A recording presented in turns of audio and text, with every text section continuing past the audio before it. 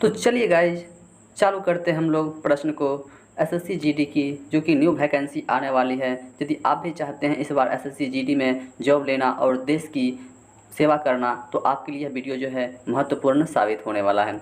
क्योंकि आप इस वीडियो में जो है अंदाज़ा लगा सकते हैं कि जो पिछले वर्ष का जीके जीएस जो है किस प्रकार का पूछा गया है, तो उसी प्रकार का प्रश्न जो है आपको फिर से पूछने वाला है। तो चलिए हम लोग प्रश्न को स्टार्ट करते हैं। तो जिसमें से हमारा पहला प्रश्न है कि भारत में मूंगफली का प्रमुख उत्पादक राज्य जो है ये कौन सा है।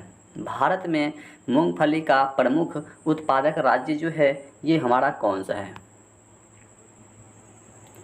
तो इस प्रश्न का बिल्कुल सही जवाब जो है ऑप्शन नंबर बी हो जाएगा, ये गुजरात राज्य हो जाएगा। देखो, भारत में मूंगफली का प्रमुख उत्पादक राज्य जो है ये गुजरात होता है, जो कि 1 नंबर में आता है भारत में। ठीक है, उसके बाद जैसे राजस्थान हो गया, ठीक है, ये राजस्थान जो है दूसरा नंबर में आता है। उसके बाद तमिलनाडु, ठीक है, तमिलनाडु जो है ये तीसरा नंबर में आता है मूंगफली के उत्पादन में। ठीक है, तो इसे भी याद रखना, और यह एक प्रकार का तिलहन फसल होता है। ठीक है, तो चलिए देखते हैं नेक्स्ट प्रश्न को। इसी प्रकार का प्रश्न जो है आपको एसएससी जीडी में जीके जीएस में देखने को मिलने वाला है। तो आप अंदाज़ा लगा सकते हैं कि किस प्रकार का प्रश्न जो है एसएससी जीडी में जो है पूछा जाता है। तो दूसरा प्रश्न है कि कोयना जल विद्युत परियोजना जो है किस राज्य में स्थित है। कोयना जल विद्युत परियोजना जो है यह किस राज्य में जो है स्थित है, यह जो है किस राज्य में स्थित है।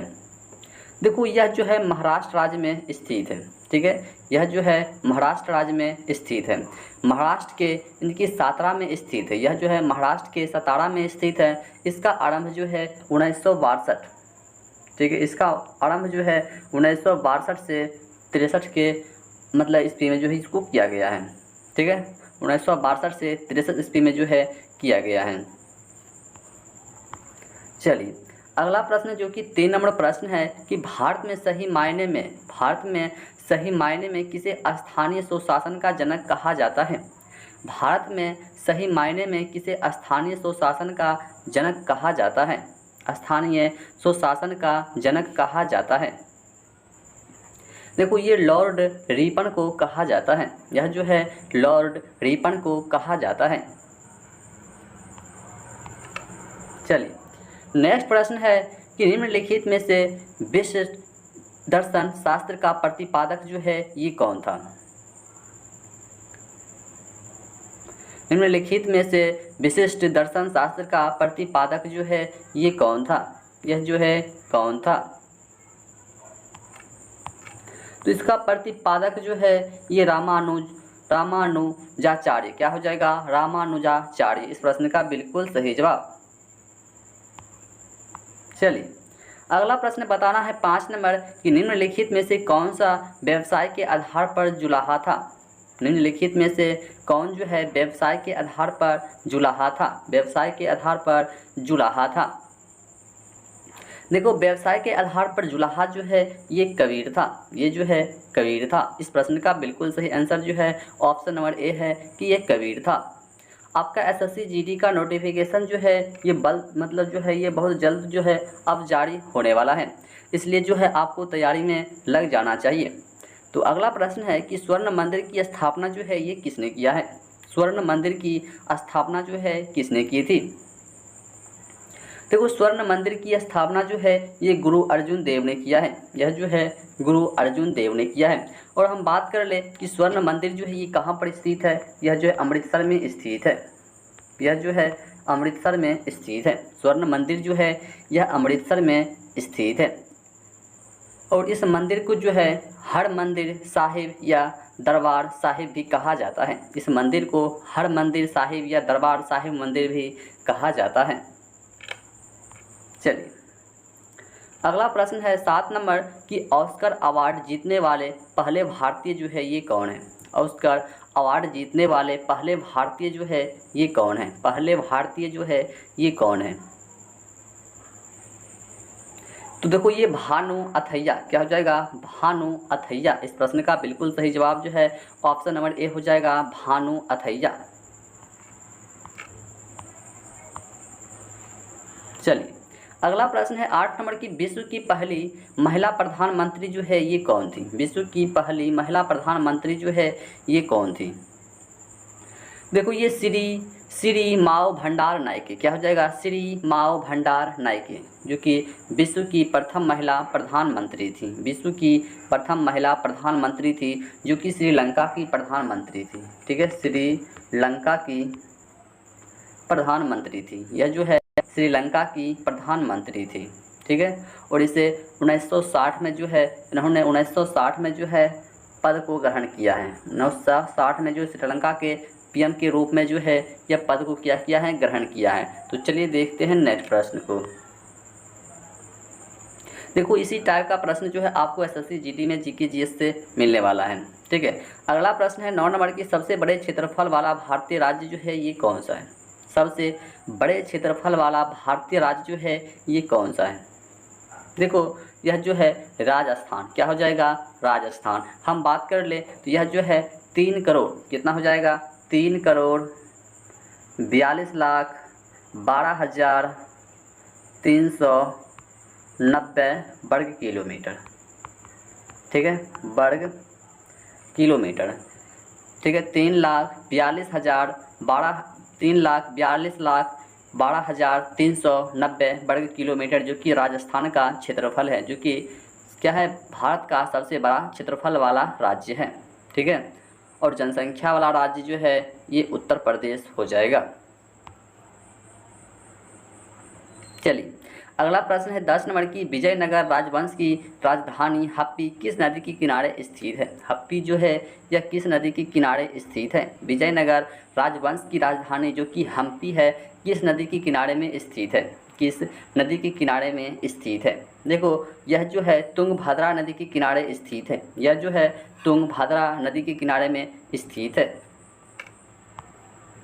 चलिए अगला प्रश्न है कि विश्व का सबसे बड़ा मकबरा गोल गुम्बज किस राज्य में स्थित है? गोल गुम्बज जो है यह किस राज्य में स्थित है? गोल गुम्बज किस राज्य में स्थित है? देखो गोल गुम्बज जो है ये कर्नाटक राज्य में स्थित है। यह जो है कर्नाटक राज्य में जो है ये गोल गुम्बज स्थित है। आपको प्रश्न का लेवल पता चल रहा होगा कि एसएससी जीडी में जो है किस प्रकार का प्रश्न जीके जीएस में पूछा जाता है।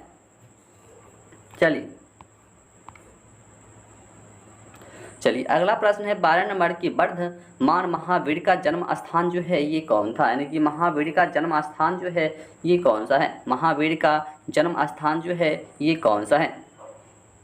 देखो महावीर का जन्म जो है ये कुंडग्राम, कहाँ पर हुआ था? कुंडग्राम, जो कि कहाँ पड़ता है? ये वैशाली में पड़ता है। ठीक है, कुंडग्राम जो है यह वैशाली में पड़ता है। ठीक है, इसका जन्म की हम बात कर ले तो इसका जन्म जो है 540 ईसा पूर्व। ठीक है, 540 ईसा पूर्व जो है महावीर का जन्म हुआ था। ठीक है, और इसके पिता का नाम जो है, इसके पिता का नाम था सिद्धार्थ। इसके पिता का नाम जो है ये सिद्धार्थ था, तो इसे भी याद रखना है। चलिए देखते हैं अगला प्रश्न को। चलिए अगला प्रश्न है कि मानव शरीर में सबसे बड़ी ग्रंथि जो है ये कौन सी है? मानव शरीर की सबसे बड़ी ग्रंथि जो है ये कौन सी है?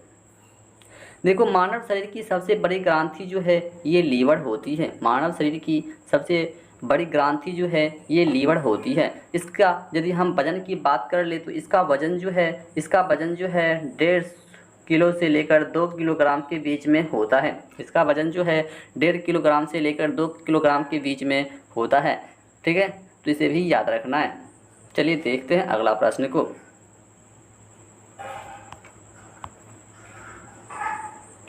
चलिए अगला प्रश्न है 14 नंबर की, क्षय रोग शरीर के किस अंग को प्रभावित करता है? क्षय रोग जो है यह शरीर के किस अंग को जो है प्रभावित करता है? क्षय रोग जो है शरीर के किस अंग को प्रभावित करता है? देखो यह फेफड़ा को प्रभावित करता है। क्षय रोग जो है यह क्या करता है? तो फेफड़ा को जो है क्या करता है? प्रभावित कर देता है। क्षय रोग जो है फेफड़ा को प्रभावित करता है। तो ये किससे फैलता है? तो एक होता है जीवाणु, एक जीवाणु हो तो जिसका नाम है माइकोबैक्टीरियम। क्या नाम है उसका? माइकोबैक्टीरियम। माइकोबैक्टीरियम क्या हो जाएगा? माइकोबैक्टीरियम। ठीक है, बैक्टीरियम एक नामक जीवाणु होता है, इसी के कारण जो है क्षय रोग जो है ये फैलता है। ठीक है, तो इसको भी याद रखना है। चलिए अगला प्रश्न है 15 नंबर की, निम्नलिखित में से कौन सी राष्ट्रीय आय के मापन की विधि नहीं है। निम्नलिखित में से कौन सी जो कि राष्ट्रीय आय के मापन की विधि जो है ये नहीं है, विधि ये नहीं है। देखो ये मूल्य वर्धित विधि क्या हो जाएगा, यह जो है मूल्य वर्धित विधि नहीं है, बल्कि आय विधि, निवेश विधि, व्यय विधि ये सभी हो जाएगा। आपको प्रश्न कैसा लग रहा है कमेंट बॉक्स में ज़रूर बताइएगा। अगला प्रश्न है कि किस मंडल में वायुयान यानी कि उड़ाने की आदर्श दशा पाई जाती है। किस मंडल में वायुयान मतलब उड़ाने की आदर्श दशा जो है ये पाई जाती है, किस मंडल में। देखो यह जो समताप मंडल में पाया जाता है। ठीक है, समताप मंडल में जो है पाया जाता है। और इसकी ऊंचाई की हम बात कर ले तो इसकी ऊंचाई जो है 18 से 32 किलोमीटर। ठीक है, समताप मंडल की ऊंचाई जो होती है ये 18 से 32 किलोमीटर होती है। इसमें जो है तापमान क्या रहता है, समान रहता है। इसी कारण से जो है वायुयान उड़ाने की आदर्श दिशा जो है मतलब दशा जो है यहाँ पर पाई जाती है। ठीक है, तो इस प्रश्न का बिल्कुल सही जवाब जो हमारा ऑप्शन नंबर बी हो जाएगा, समताप मंडल। ठीक है, समताप मंडल। चलिए अगला प्रश्न है 17 नंबर की, ईसीजी क्या है। ईसीजी का प्रयोग किसकी गतिविधि दर्ज करने के लिए किया जाता है, गतिविधि दर्ज करने के लिए किया जाता है। देखो यह जो हृदय की गतिविधि दर्ज करने के लिए जो हम लोग ईसीजी का प्रयोग करते हैं। चलिए अगला प्रश्न है कि किस विटामिन को अपनी सक्रियता के लिए कोबाल्ट की आवश्यकता होती है। किस विटामिन को अपनी सक्रियता के लिए कोबाल्ट की आवश्यकता होती है। देखो यह जो होती है विटामिन B12 क्या हो जाएगा, विटामिन B12 की जो है यहाँ पर आवश्यकता होती है। और हम बात कर ले इसका रासायनिक नाम जो है तो इसका रासायनिक नाम होता है साइनोकोबालामिन। क्या होता है, साइनोकोबालामिन होता है। और इसकी कमी से जो रोग होता है एनीमिया रोग होता है। इसकी कमी से होने वाला रोग जो है ये एनीमिया रोग होता है। ठीक है, और इसका रासायनिक नाम जो होता है ये साइनोकोबालामिन होता है, इसे भी याद रखना है।